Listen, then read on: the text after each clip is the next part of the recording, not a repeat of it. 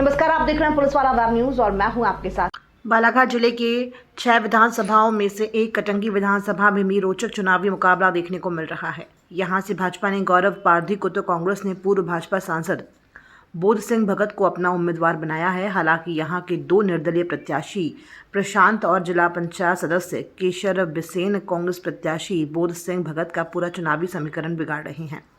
कटंगी बाजार सभा में केशर बिसेन और युवा नेता आशुतोष बिसेन ने कांग्रेस और भाजपा प्रत्याशी पर अनेक आरोप लगाते हुए दोनों को बाहर का प्रत्याशी बताकर जमकर हमला बोला। आशुतोष बिसेन ने कहा कि बोध सिंह भगत जब सांसद थे तब भी उन्होंने आदिवासी और गोवारी समाज के लिए कुछ नहीं किया और अब उन्हें कांग्रेस का वोटर बता रहे हैं।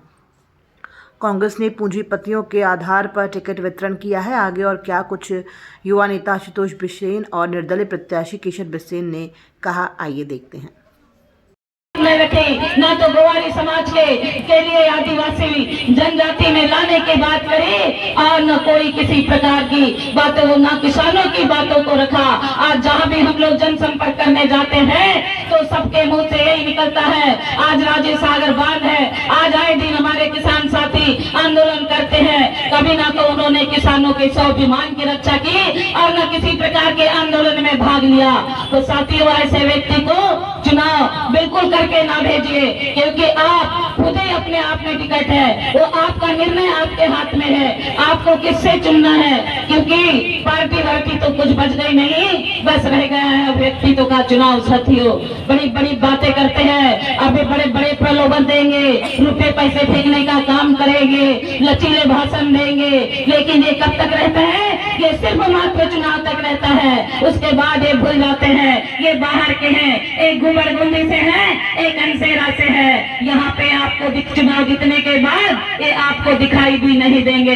इसलिए आपका निर्णय आपके हाथ में है, आपकी ताकत आपके हाथ में है। आप ऐसा रास्ता चुनिए जो व्यक्ति सदैव आपके बीच में होता है। 2010 से लगातार मैं जिला पंचायत सदस्य के रूप में रहकर काम निस्वार्थ भाव से किया है। इसलिए जनता ने मुझे जिला पंचायत का प्रतिनिधित्व करने का अवसर प्रदान किया। इसी प्रकार मैं आप सभी जनता जनार्दन से चाहती हूँ कि एक बार अपनी बहन को, इस गांव की बेटी को विधानसभा प्रतिनिधित्व करने का अवसर दे, ताकि निस्वार्थ भाव से आपके बीच आकर के मैं सेवा कर सकूं। साथियों, बहुत सारी बातें हैं कहने के लिए। चुनाव, विधानसभा का चुनाव आपके हाथ में है, किसको चुनना है और किसको नहीं चुनना है।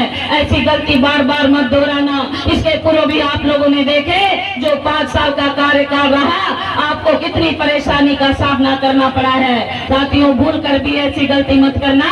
और जो बाहर के 2 प्रत्याशी है जो राष्ट्रीय दल से, उनको बिल्कुल वाराणसी भेजने का काम करेंगे। साथियों, क्योंकि ये विधानसभा क्षेत्र के स्वाभिमान के ऊपर केशर बिसेन के ब्लैक बोर्ड पे ही दबाना। आदरणीय साथियों, ये बात करते हैं आदिवासी समाज में जाता है बोध सिंह भगत तो बताता है कि तुम तो कांग्रेस के पक्के वोटर हो, कांग्रेस को मत भूलो। अरे तो मैं तेरे से पूछना चाहता हूँ, जब कोविड-19 का दौर आया था, मैं के पार के चौकी प्रभारी ने आंबेधरी के शिवा भलावी को लॉकअप के अंदर पेशाब पिलाने का काम करा, तो तू कहाँ मर गया था? क्योंकि वो जो बांदा कंपनी की नौकरी करने वाला अनूप यादव सब इंस्पेक्टर था, तनख्वाह तो शासन की लेता था, पर हुकुम पाठक का बजाता था। उसके खिलाफ बोलने की औकात ये कांग्रेस के उम्मीदवार की नहीं है, उसके खिलाफ बोलने की औकात ये भाजपा के उम्मीदवार की नहीं है। आज ये एक दलाल आया था बालाघाट का, वो समर्थन देके गया कमलनाथ जी के मंच पे। मैं उसको पूछना चाहता हूँ, कितने में बिका भैया, कितने में बिका? अरे तू बता। गोवारी समाज के लिए मैंने इसी कमलनाथ से मंच से घोषणा करवाया था कि जब दोबारा आएगा तो समाधान लेकर के आएगा। लेकिन 15 महीने की सरकार में कार सर पे दी। आपको बताना पड़ेगा कि कमलनाथ जी ने मिलने तक गोवारी समाज को समय नहीं दिया। अरे मैं तो इस मंच के माध्यम से वचन देता हूँ, 500 रुपए के स्टाम्प पे शपथ पत्र लिख के देता हूँ कि मेरे गोवारी समाज के भाइयों, केशर बिसेन को जिताओ, सरकार उसकी बनाएंगे जो तुम्हारी समस्या का समाधान लेकर के आएगा। मैं कहना चाहता हूँ, अभी कोहरी समाज के लोग आंदोलन कर रहे थे, परंतु जो लोग कोहरी समाज के पदाधिकारी बनकर के दलाली कर रहे हैं, जरा पूछो ये बोध सिंह भगत से 2019 तक ये संसद का सदस्य था। भारत की संसद में कोहरियों को पिछड़ा वर्ग में लाने के लिए इसने कोई प्रश्न क्यों नहीं उठाया? अगर 2017 के पहले मध्य प्रदेश राज्य में कोई पिछड़ा वर्ग की जाति जो है, अगर उसके लिए ये प्रश्न भी लगा देता तो केंद्र की सूची में ओबीसी में लाने के लिए आज सर्वेक्षण की जरूरत नहीं पड़ती। आज सर्वेक्षण के आड़ में तुमको उलझाया जा रहा है। मैं पूछना चाहता हूँ अतिक भाई से, जब आप अध्यक्ष पद की दावेदारी कर रहे थे, मैं पूछना चाहता हूँ कटंगी के मुसलमानों से जो कांग्रेस पार्टी की बात करते हैं, अरे तुम्हारा जमीर कहाँ मर गया? ये वही कांग्रेस के लोग हैं जब हमने बोले अतिक अंसारी को अध्यक्ष पद का उम्मीदवार बनाओ, तो ये जो भाजपा का झंडा बांधा था पूर्व नगर पालिका अध्यक्ष, अभी बोध सिंह भगत की गुलामी कर रहा है। इसने बोला कि मुसलमान कैसे नगर पालिका का अध्यक्ष बन जाएगा, कौन उसको सहन करेगा? अरे मुसलमानों जागो, यही समय है, बदला लो। इसने तुमको तुम लोग क्या सिर्फ वोट देने के लिए हो? अगर कांग्रेस को वोट चाहिए तो आदिवासी की याद आती है, गोरी की याद आती है, मरारों की याद आती है, मुसलमानों की याद आती है, और जब हक अधिकार की बात आती है तो सेठ बनिए पूंजीपतियों की याद आती है। अरे मैं तो कहना चाहता हूँ, हम सेठों की गुलामी नहीं करते, हम सेठों के दरवाजे पे नाक नहीं करते। यही कारण है कि यहाँ के पूंजीपतियों ने केसर बिसेन को टिकट नहीं मिलने दिया।